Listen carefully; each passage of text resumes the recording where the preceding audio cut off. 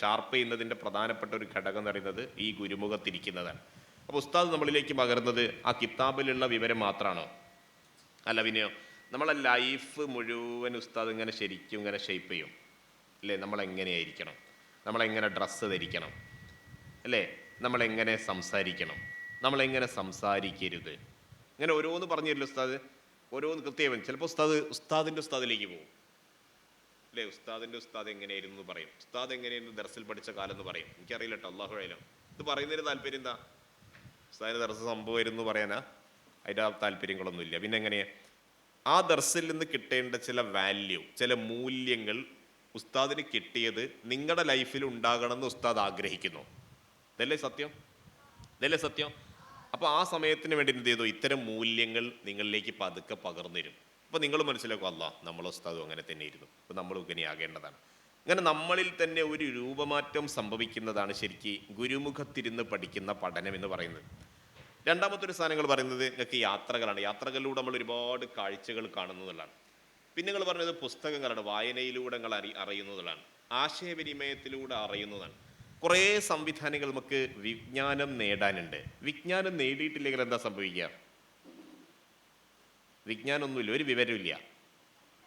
ആ പണിയോ ജോലി ഇല്ല അല്ലേ?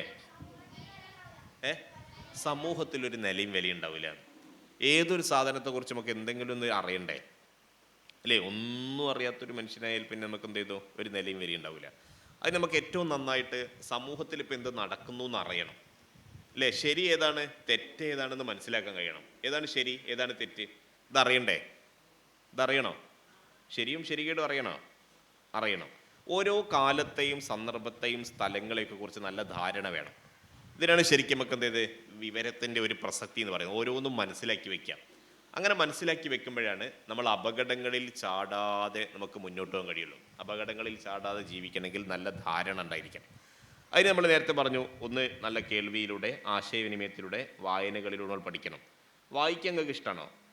അത് ഫോണിൽ വായിക്കാനാണോ പുസ്തകത്തിൽ വായിക്കാനാണോ ഇഷ്ടം? ഫോണിൽ വായിക്കാൻ ഇഷ്ടമില്ല? സത്യമായിട്ടോ?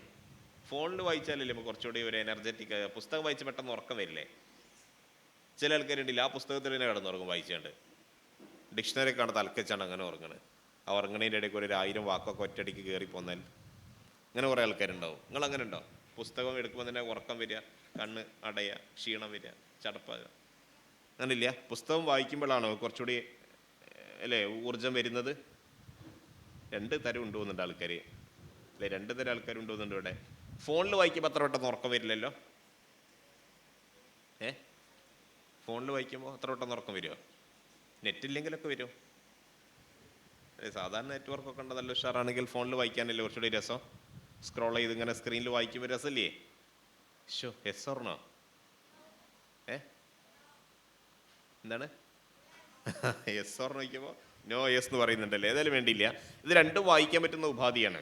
നമുക്ക് പുസ്തകവും വായിക്കാം, അതേസമയത്ത് എന്ത് ചെയ്തു സ്ക്രീനും വായിക്കാം. പക്ഷെ കൂടുതൽ വായനയ്ക്ക് ആനന്ദം ഉണ്ടാകുക പുസ്തകം തന്നെയാണ്. നിങ്ങൾക്ക് ഇവിടെ ലൈബ്രറി ഉണ്ടെന്ന് ഞാൻ മനസ്സിലാക്കുന്നത്.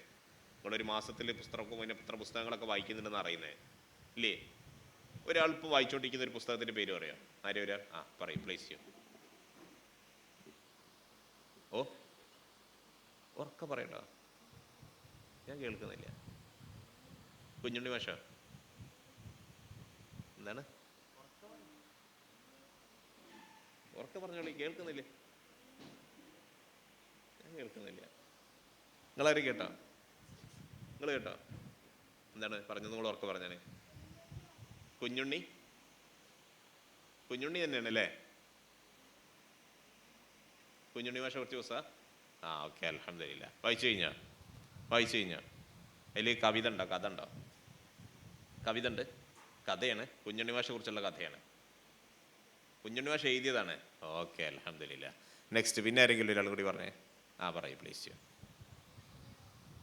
ഓർമ്മകളിൽ ഓഖാലി സാഹിബ് അല്ലേ? അള്ളാഹു സ്വർഗം നൽകട്ടെ, അമീൻ. പിന്നെ വേറെ ആരെങ്കിലും? ഇരിക്കണോ? ചോദിച്ചാൽ ഇരിക്കണം. പിന്നെ ഷെർലക് ഹോംസ്, അതിനകത്ത് എന്താ പറയുന്നത്? ഷെർലക് ഹോംസ് എന്താണ്? ഡിറ്റക്റ്റീവാ? എന്താ പോയി ലാസ്റ്റ് എത്തി? എവിടെ എത്തിപ്പോ?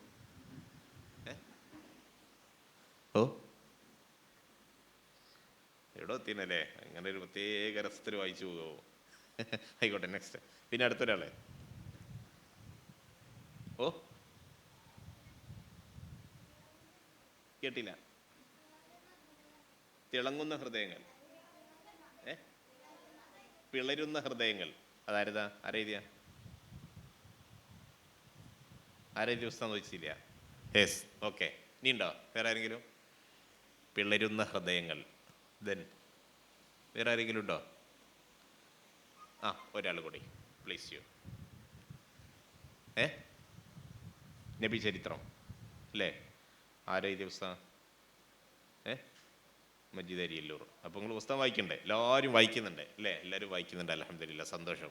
വായിക്കുമ്പോൾ നിങ്ങൾക്ക് എന്താ കിട്ടുന്നത് പ്രത്യേകിച്ച്? കുറേ അറിവ്, കുറേ വിവരം കിട്ടും, കുറേ കഥകൾ കിട്ടും. ശരിക്കും വായിക്കുന്ന ഒരാളിൽ ഉണ്ടാകുന്ന മാറ്റം എന്താ അറിയാം നിങ്ങൾ? വായിക്കാറിനല്ലേ ശരിക്ക് ഈ ഭക്ഷണം കഴിക്കുന്നത് പോലെയാണ് വായന. ആണോ? ശരിക്കും ഭക്ഷണം കഴിക്കുന്നത് പോലെയാണ് വായന. ആണോ അല്ലേ? Yes or no? ഷോ പറയുന്നില്ല. Yes or no? യെസ്. ഭക്ഷണം കഴിക്കുന്നത് പോലെയാണ് വായനാറിന് എന്താ സംഭവം നിങ്ങളെ? നിങ്ങൾക്ക് ഏറ്റവും ഇഷ്ടപ്പെട്ട ഭക്ഷണം ഏതാ? പൊറോട്ട. യെസ്. ഭക്ഷണം ഏറ്റവും ഇഷ്ടമുള്ള ഭക്ഷണം പറഞ്ഞാൽ മതി. ഒരാൾ പറഞ്ഞു പൊറോട്ട. കുബൂസ്. ഉറക്ക പറഞ്ഞോളേ. അൽഫാം. പിന്നെ പത്തിരി, മന്തി, ഷവായ, ഷവർമ്മ. ഇഷ്ടം പോലെ ഉണ്ടല്ലേ ഇഷ്ടമുള്ള ഭക്ഷണം. യെസ്. ഇനി ഓരോരുത്തർക്കും വ്യത്യസ്തമായ ഭക്ഷണങ്ങൾ ഉണ്ടായിരിക്കും അല്ലേ? ഓരോരുത്തർക്കും വ്യത്യസ്തമായ ഭക്ഷണം. ശരിക്കും ഈ സാധാ ചോറാണോ മന്തിയാണോ നല്ലത്? മന്തിയല്ലേ രസം ഉണ്ടാകുക അല്ലേ? മന്തിയല്ലേ രസം ഉണ്ടാകുക? പൊറോട്ടയും ബീഫും ആണോ രസം? ദോശയും ചട്നിയാണോ രസം? ആണല്ലേ? ഓരോന്നിലേക്ക് വ്യത്യസ്തമായ അഭിപ്രായമുണ്ട്. ജ്യൂസ് നിങ്ങൾക്ക് ഏറ്റവും ഇഷ്ടമുള്ള ഏതാ? ചിക്കു, ഷാർജ, ക്യാരറ്റ് എല്ലാം നിങ്ങൾക്ക് ഇഷ്ടമാണ് അല്ലേ? യെസ്. നോക്കൂ നിങ്ങൾ, ഇത് ഓരോ ഭക്ഷണവും കഴിക്കുന്നതിൽ വ്യത്യാസം ഉണ്ടാവും. നിങ്ങൾ ചോറ് മീൻകറിയും കൂട്ടി തിന്നുന്നത് പോലെ അല്ലല്ലോ മന്തി കഴിക്കുക. ഏതാ കുറച്ചുകൂടി ആവേശത്ത് കഴിക്കുക അല്ലേ? മന്തിയിലേക്ക് ഷവായ മന്തി ആണെങ്കിലോ സൂപ്പറോ. കുറച്ചുകൂടി അൽഫാം മന്തി ആണെങ്കിലോ വേറെ സാധനമായിരിക്കും. ജ്യൂസ് കുടിക്കുന്നിടത്ത് നിങ്ങൾ ലൈം കുടിക്കുന്നത് പോലെയാണ് നിങ്ങൾ സർബത്ത് കുടിക്കുക. സർബത്തും ലൈമും കുടിക്കുന്ന പോലെയാണ് ഷെയ്ക്ക് കുടിക്കുക. ഷെയ്ക്ക് കുടിക്കുന്ന പോലെയാണ് ജ്യൂസ് കുടിക്കുക. അല്ലല്ലോ, വ്യത്യാസം ഉണ്ടായിരിക്കും അല്ലേ? നീ ഒരു പനിയൊക്കെ വന്നു കഴിഞ്ഞാൽ നമ്മൾ ഹോസ്പിറ്റലിൽ പോയി പാരസെറ്റമോൾ ഇട്ടൂലേ? പാരസെറ്റമോൾ എങ്ങനെ കുടിക്കുക? ഒരു രസാലെ കുടിക്കാൻ.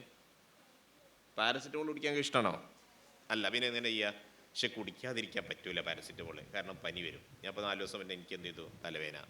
ഞാൻ ഹോസ്പിറ്റലിൽ പോയി. എനിക്ക് 10 പാരസെറ്റമോൾ എന്ന് ദിവസവും 3 നേരം കഴിക്കണം. പക്ഷെ പിറ്റേ ദിവസം പരിപാടിക്ക് ക്ലാസ്സിനൊക്കെ പോകാനുള്ളതുകൊണ്ട് എന്ത് ചെയ്തു? ഞാൻ 3 എണ്ണം ഡോക്ടർ പറഞ്ഞ പോലെ കഴിച്ചു. എനിക്കാണിത് പാരസെറ്റമോൾ എന്ന് കാണുമ്പോൾ ആ മോളെ തീരെ ഇഷ്ടമില്ലാത്ത മോളാണ്. പക്ഷെ എന്ത് ചെയ്തു? രാവിലെ ഒന്ന് വിഴുങ്ങി, രക്ഷയില്ല. രണ്ടാമത്തെ ഒന്നുകൂടി വിഴുങ്ങി, രക്ഷയില്ല. മൂന്നാമത്തെ രാത്രി കിടക്കുമ്പോൾ ഒന്നുകൂടി വിഴുങ്ങി. ഞങ്ങളുടെ നാട്ടിലൊക്കെ പണ്ട് മത്തി വിഴുങ്ങുന്ന ഒരാളുണ്ടായിരുന്നു. ഇപ്പം ഉണ്ട് അയാൾ അയാൾ മത്തി ഇങ്ങനെ തെരുവിൽ കൊണ്ടുവന്നിട്ട് അയാൾ ഇങ്ങനെ വിഴുങ്ങും അല്ലേ? റാശിസ്ത ഇങ്ങനെ മത്തി വിഴുങ്ങുന്ന ആൾക്കാർ നിങ്ങൾക്ക് ഓർമ്മ കണ്ടില്ലേ നിങ്ങൾ? യെസ്. അപ്പോൾ ഞങ്ങളുടെ നാട്ടിലേക്ക് ഇയാളിങ്ങനെ വന്നിട്ട് എന്ത് ചെയ്തു? മത്തി ഇങ്ങനെ എടുത്തിട്ട്, അയ്യോ മത്തി, പ്രിയപ്പെട്ട മത്തി, എന്നോട് എനിക്ക് ഒരുപാട് സ്നേഹമുണ്ട്, ഞാൻ നിന്നെ വിഴുങ്ങാൻ ഉദ്ദേശിക്കുകയാണ്, എൻ്റെ ഭാര്യയ്ക്കും മക്കൾക്കും ഭക്ഷണം കൊടുക്കാനാണ്, എന്നോട് വെറുപ്പൊന്നും ഉണ്ടായിട്ടല്ല. എന്നിട്ട് വിഴുങ്ങുകയാണ്. മത്തി ഒന്നായിട്ടാണ് വിഴുങ്ങും. അപ്പോൾ ആൾക്കാരൊക്കെ പൈസ 10, 100, 50 കൊടുത്തിട്ട് അയാൾക്ക് ഒരു ദിവസത്തെ പൈസയായി. അയാൾ ഇറച്ചി മീനൊക്കെ വാങ്ങി അയാൾ വരെ പോകും. പിറ്റേ ദിവസം അയാളൊരു മത്തി വാങ്ങിയാണ് വേറെ അങ്ങാടി പോകും. എന്നിട്ട് ഈ മത്തിയായിട്ട് ഇങ്ങനെ അയാൾ വിഴുങ്ങും. കേട്ടോ, ഇത് അയാളൊരു ഒരു കലാപരിപാടിയാണ് അയാളെ. ഞാൻ പറയുന്നത് ഓരോ ഭക്ഷണങ്ങളും കഴിക്കുന്നതിൽ വ്യത്യാസം ഉണ്ടോ? പാരസെറ്റമോൾ കഴിക്കുന്ന പോലെയാണോ ബിരിയാണി കഴിക്കുന്നത്? ബിരിയാണി കഴിക്കുന്ന പോലെയാണോ മന്തി കഴിക്കുന്നത്? മന്തി കഴിക്കുന്ന പോലെയാണോ ചോറ് കഴിക്കുന്നത്? ചോറ് തിന്നുന്ന പോലെയാണോ ജ്യൂസ് കുടിക്കുന്നത്? ഒക്കെ വ്യത്യാസമുണ്ട്. ഇതിലേതാണ് നമുക്ക് ഒഴിവാക്കാൻ പറ്റുക? പാരസെറ്റമോളേയും കുടിക്കാൻ തീരുമാനിക്കാൻ പറ്റുമോ? മന്തി എനിക്ക് വേണ്ടാന്ന് പറയാൻ പറ്റുമോ? ഒക്കെ വേണം, എല്ലാം കഴിക്കുന്നുണ്ട്. ഓരോന്നിനും വ്യത്യസ്തമായ രസങ്ങളും ആനന്ദങ്ങളൊക്കെ കിട്ടുന്നുണ്ട്. ശരിക്കും പുസ്തകങ്ങളും ഇങ്ങനെ തന്നെയാണ്. എല്ലാ പുസ്തകവും ചോറുന്ന പോലെ തിന്നാൻ കഴിയില്ല. ചിലത് മന്തി തിന്നുന്ന പോലെ വായിക്കും. ഷെർലക് ഹോംസ് ഒക്കെ അങ്ങനെ വായിച്ചങ്ങനെ പോകും. കുറ്റാന്വേഷണ നോവലാണ് ഷെർലക് ഹോംസ്, അങ്ങനെ വായിച്ചു പോകും അല്ലേ? നബി ചരിത്രം വായിക്കുമ്പോൾ കുറച്ചുകൂടി ആസ്വദിച്ച് ജ്യൂസ് കുടിക്കുന്ന പോലെ വായിക്കും. നമ്മൾ മുത്തനബി സല്ലല്ലാഹു അലൈഹി വസല്ലമയെ കുറിച്ച് വായിക്കുമ്പോൾ ഇങ്ങനെ രസകരമായി വായിച്ചെടുക്കും. എന്നാൽ ചില പുസ്തകം പാരസെറ്റമോൾ കുടിക്കുന്ന പോലെ വെള്ളം കൂട്ടി വിഴുങ്ങേണ്ടി വരും. മനസ്സിലാവില്ല വായിച്ചാൽ. ഇതെന്താ പറഞ്ഞത് തന്നെ മനസ്സിലാവും, ഇയാളെന്താ എഴുതിയത് തന്നെ മനസ്സിലാവില്ല. എന്നാലും എന്ത് ചെയ്യേണ്ടി വരും, വായിക്കാതിരിക്കാൻ പറ്റില്ല. അപ്പോൾ നമ്മൾ എന്ത് ചെയ്തു, ഇതൊന്നും മനസ്സിലാവില്ല, ഭയങ്കര കട്ടിത്. അപ്പോൾ നമ്മൾ കുറച്ച് വെള്ളം എടുത്തിട്ട് ഗുളിക കുടിക്കുന്ന പോലെ ആ പുസ്തകം ഒരൊറ്റ വിഴുങ്ങൽ, ഒന്നുകൂടി വായിക്കുക, ഒന്നുകൂടി വായിക്കുക, ഒന്നുകൂടി വായിക്കുക. അങ്ങനെയാണ്. ഞാൻ പണ്ടൊരു പുസ്തകം വായിച്ചിരുന്നു. ആ പുസ്തകം ഞാൻ ആദ്യം വായിച്ചു, എനിക്കൊന്നും മനസ്സിലായില്ല. രണ്ടാമത് പിന്നെയും വായിച്ചു, എനിക്കൊന്നും മനസ്സിലായില്ല. മൂന്നാമത് വായിച്ചു, അപ്പോഴും എനിക്ക് മനസ്സിലായില്ല. ഞാൻ ചെറിയ കാലത്താണ്, ഒരു +2 പഠിക്കുന്ന കാലത്താണ്. അപ്പം അന്ന് എന്ത് ചെയ്തു, നമ്മളെ OV വിജയൻ്റെ ഖസാക്കിൻ്റെ ഇതിഹാസം നിങ്ങൾ കഴിച്ചാണ്. റസാക്കിൻ്റെ ഇതിഹാസമല്ല, ഖസാക്കിൻ്റെ ഇതിഹാസം, അങ്ങനെ ഒരു പുസ്തകം ഉണ്ടായിരുന്നു. ആ പുസ്തകം ഞാൻ അങ്ങനെ വായിച്ചു, എനിക്കൊന്നും മനസ്സിലാണില്ല. എല്ലാവരും പുസ്തകം ഭയങ്കര സംഭവമാണെന്ന് പറയാം, എനിക്കൊന്നും മനസ്സിലാണില്ല. ഞാൻ പാരസെറ്റമോൾ കുടിക്കുന്ന പോലെ കുടിച്ച് തീർത്തു. വായിച്ചു കഴിഞ്ഞപ്പോൾ എങ്ങനെ വിചാരിച്ചു, എന്താ ഇതിനകത്തുള്ള ഒന്നുമില്ല, എനിക്കൊന്നും കിട്ടിയില്ല. പിന്നെയും ഞാൻ വായിച്ചു, എനിക്ക് മനസ്സിലായില്ല. പിന്നെയും വായിച്ചു, ഒന്നും കിട്ടിയില്ല. അങ്ങനെ കുറേ കാലം കഴിഞ്ഞ് ഞാൻ SSFൻ്റെ എന്ത് ചെയ്തു, കമ്മിറ്റിയിൽ പ്രവർത്തിക്കുന്ന കാലത്താണ് നിങ്ങളുടെ നാട്ടുകാരനായ സുരേന്ദ്രൻ മാഷി, P. സുരേന്ദ്രൻ അറിയില്ലല്ലോ, കഥാകൃത്ത്. അയാളെ കൂടെ എന്ത് ചെയ്തു, ഒരു ദിവസം പാലക്കാട് തസ്രാക്കിൽ ഈ ഖസാക്കിൻ്റെ ഇതിഹാസത്തിന് പിന്നെ എന്ത് ചെയ്തു പാത്രമായ തസ്രാക്ക് എന്ന് പറയുന്ന സ്ഥലം സന്ദർശിക്കാൻ അയാളെ കൂടെ ഒരു ദിവസം കാറിൽ അങ്ങനെ യാത്ര ചെയ്തു. അങ്ങനെ അയാളെ കൂടെ ഒരു ദിവസം ഫുൾ അവിടെ ചിലവഴിച്ച് അവിടെ ഇരുന്ന് ആ OV വിജയൻ്റെ വീടിനോട് ചേർന്നിരുന്ന് അവിടെ അങ്ങനെ വർത്താനൊക്കെ പറഞ്ഞ് ചായ കുടിച്ച സമയത്ത് സുരേന്ദ്രൻ മാഷ് ഇങ്ങനെ ഒരു 10, 30, 40 മിനിറ്റ് നേരം ഖസാക്കിൻ്റെ ഇതിഹാസം ഇങ്ങനെ ശരിക്ക് ആ ഭാഗത്ത് സൂചിപ്പിച്ച്, ഇതാണ് അള്ളാ പിച്ച മുല്ലാക്ക, ഇതാണ് അതെന്നൊക്കെ ഇങ്ങനെ അയാളിങ്ങനെ പറഞ്ഞു തന്നു. പറഞ്ഞപ്പോൾ എൻ്റെ മനസ്സിലേക്ക് ഞാൻ വായിച്ച പുസ്തകം ഇങ്ങനെ ഓർമ്മയിൽ വന്നു.